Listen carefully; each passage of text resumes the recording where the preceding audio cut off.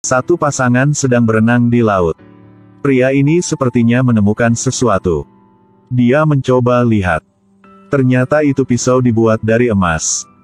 Bertatahkan banyak permata. Pria ini sangat bahagia. Dia berpikir di dalam laut pasti masih ada banyak harta karun lain. Besok mereka pakai alat profesional. Tinggalkan gadis rambut kuning di kapal.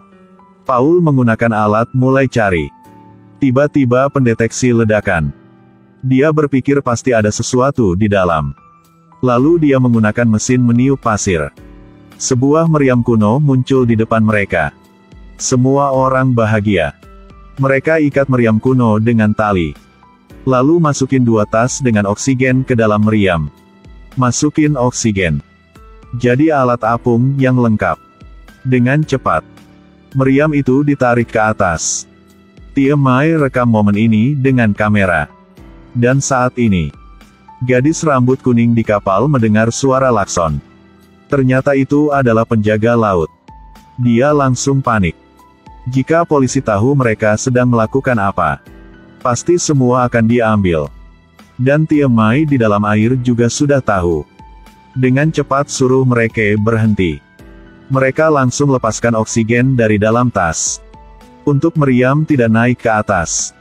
Tapi Paul membuat kesalahan. Lepaskan semua oksigen. Saat panik, tangan Paul terikat ke tali. Dia tenggelam bersama meriam. Meriam dengan cepat turun ke dalam laut lagi. Dan tangan Paul tertekan oleh meriam. Rekan melihat itu langsung turun untuk bantu.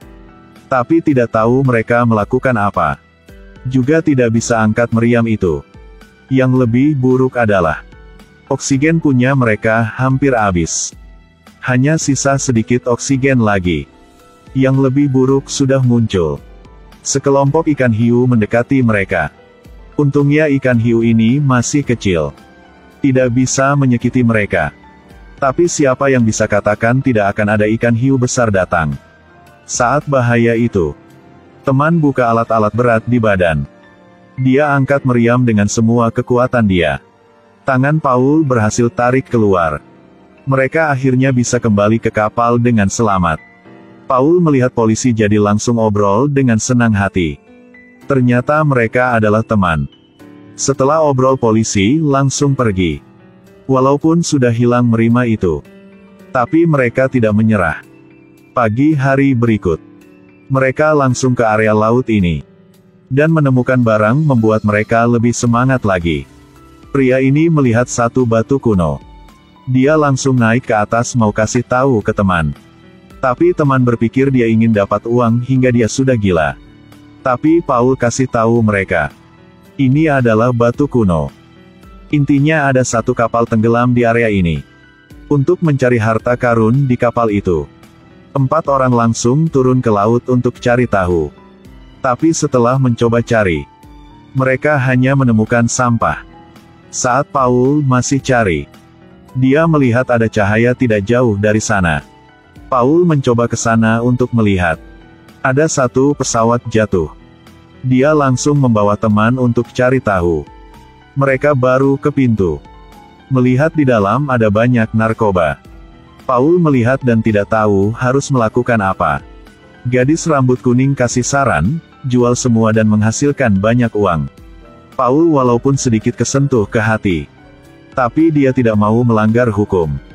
Setelah pulang mereka sedang berpikir harus melakukan apa dengan narkoba itu. Jika mereka melapor polisi, polisi akan tutupi laut itu. Dan mereka tidak akan bisa mencari harta karun lagi. Jadi semua bernegosiasi. Memutuskan cari harta karun baru lapor ke polisi. Hari berikut mereka mulai cari lagi. Tapi gadis rambut kuning tiap hari hanya berpikir soal duit. Saat teman tidak melihat, dia diam-diam masuk ke dalam pesawat. Tidak hati-hati pecahkan scuba. Menunggu semua naik ke atas. Paul melihat gadis rambut kuning belum naik. Paul merasa ada yang salah. Dia suruh teman lemparkan satu scuba. Langsung turun ke bawah untuk mencari. Sampai ke pesawat itu. Akhirnya menemukan gadis rambut kuning di dalam. Menunggu mereka balik ke kapal. 2 penjahat dari jauh melihat mereka. Saat mereka mencoba turun ke laut lagi, mereka ke kapal dan mencoba cari. Saat Paul balik ke kapal, dua penjahat itu sudah pergi. Paul melihat topi yang ditinggalkan oleh penjahat.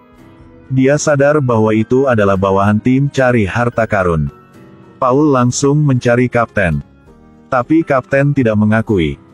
Paul merasakan bahaya. Jika tidak dapat harta karun, kemungkinan kapten akan tahu. Tapi masalah besar mereka sekarang adalah alatnya kurang. Jika mau beli alat yang mahal itu butuh uang yang banyak. Saat ini sahabat beri saran. Bawa narkoba itu dan menjual semua. Jadi ada uang untuk beli alat-alat yang mahal. Walaupun Paul sangat mau, tapi dia masih menolak. Teman tidak mau hilang kesempatan ini. Jadi dia bawa gadis rambut kuning masuk ke dalam pesawat itu. Ambil banyak narkoba. Mencari bos mafia di wilayah ini. Lalu ingin jual narkoba untuk dia. Tapi mereka tidak dapat uang. Mereka ditangkap. Obat-obatan di bawah laut dibuang oleh bos kakak. Paul dapat kabar langsung mencari mereka berdua. Bos pakai pistol untuk mengancam Paul. Suruh mereka dalam 3 hari harus kasih semua narkoba itu. Jika tidak akan bunuh mereka. Paul tidak bisa mundur lagi. Hanya bisa setuju dengannya. Selamatkan mereka berdua. Mereka mencoba pikir cara untuk bertahan hidup. Tapi Tiemai tidak mau melanggar hukum. Jadi tidak mau ikut campur soal ini lagi.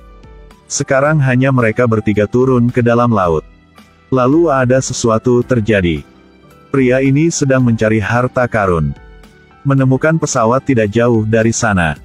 Dia mencoba ke dalam pesawat dan menemukan sesuatu. Di dalam ada banyak narkoba. Mereka langsung pikir cara. Tapi saat ini ada ikan hiu muncul. Gadis rambut kuning tidak tahu apa. Detik berikut dia digigit oleh ikan hiu. Paul mendengar itu jadi turun ke dalam air untuk bantu. Tapi kaki gadis itu telah digigit. Paul harus potong tali yang tarik narkoba. Langsung bawa gadis itu ke rumah sakit. Tapi akhirnya terlambat. Gadis itu tidak bisa diselamatkan lagi. Tiemai setelah tahu dia juga datang ke rumah sakit untuk menghibur yang lain. Mereka sedih keluar dari rumah sakit. Tidak menyangka di tengah jalan. Bertemu dengan bos mafia kemari untuk ambil narkoba. Paul langsung pergi. Tapi bajingan itu masih ikut dari belakang. Paul biarkan teman nyetir mobil. Dia sendiri akan hentikan penjahat di belakang. Di jalan Tiemai ke kantor polisi untuk laporkan. Paul keluarkan pisau emas dapat dari laut. Kasih ke bos mafia. Dan bilang ada kapal yang tenggelam di laut area itu. Di dalam ada banyak harta. Ketika bos mafia senang kembali ke kapal. Ditembak ke kepala. Ternyata kapten juga tertarik dengan narkoba itu. Dia bunuh bos mafia. Paul dengan cepat melompat ke dalam laut. Paul pintar sembunyi di bawah kapal. Dan seperti itu dia lolos. Tiemai mencari ke polisi.